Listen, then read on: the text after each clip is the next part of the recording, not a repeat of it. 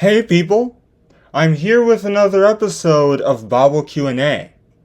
Today we're discussing, how do you get close to God? Well, you start off by waving to get his attention, spiritually speaking. David told Solomon that if he looked out for God, God would be there for him, according to 1 Chronicles chapter 28 verse 9. Solomon took this advice to heart, burning 1,000 burnt offerings at an altar in 2 Chronicles chapter 1 verse 6. We also know the story of how Zacchaeus climbed up a tree to find Jesus in Luke chapter 19 verses 1 to 10, but that wasn't how he called out to him. He really got Jesus' attention by pledging to help the poor.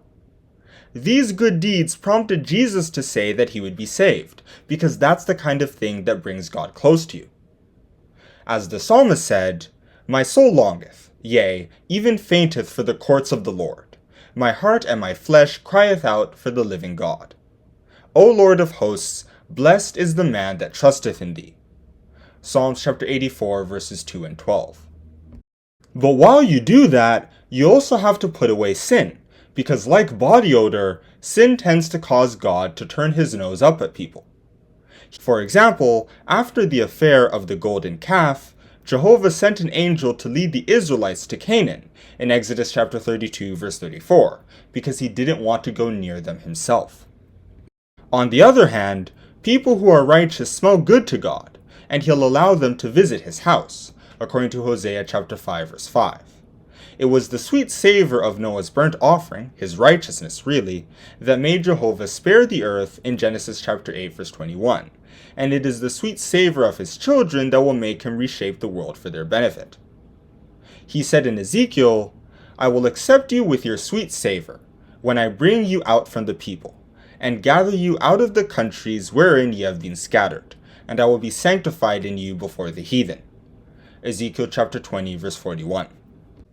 Another thing you need to do to get God close to you is to like what he likes, like you would do with your friends. You have to like marriage to be close to him, because he likes marriage, according to Hebrews chapter 13 verse 4 and Malachi chapter 2 verses 14 to 16. You have to be a friend of the poor, because he is a friend of the poor, according to Psalms chapter 68 verse 5. A father of the fatherless and a judge of the widows is God in his holy habitation. Jesus said something similar in Luke chapter 14 verses 12 to 14 regarding people you should invite to your parties. Joshua and Caleb brought themselves closer to God because they defended the Canaan project in front of an angry mob who wanted to stone them for bringing it up, in Numbers chapter 14 verses 6 to 9.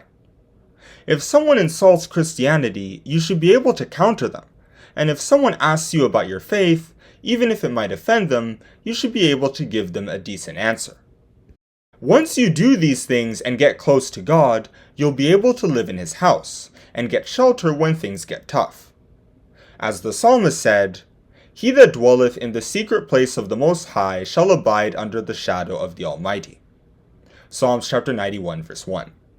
That's the same shadow, or cloud, that brought the Israelites through the Sinai desert, so it's probably a pretty effective one. And that's a wrap for this episode of Bible Q&A, where we discussed how Christians can get close to God. If you liked this video, hit the thumbs up and subscribe to the channel. Goodbye!